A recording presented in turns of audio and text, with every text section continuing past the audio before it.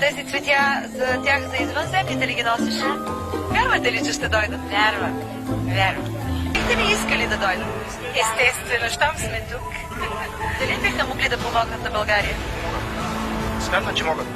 Защото ние не можем, поне те да ни помогнат. Сигурна ли сте, че действително ще дойдат днес? Абсолютно сигурна съм, те са горе. В момента има връзка Радка с тях и чакат да се изчисти пистата, да не летят самолети.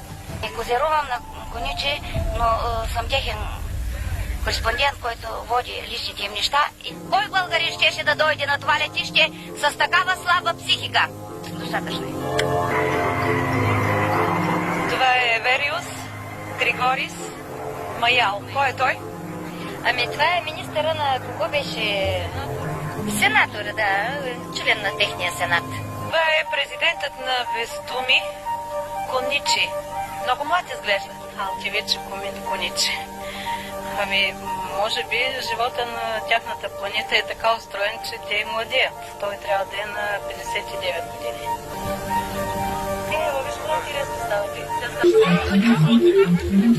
Трябваше да дойде президента, трябваше да дойде. Всички ли са срамувани от земята, се викат.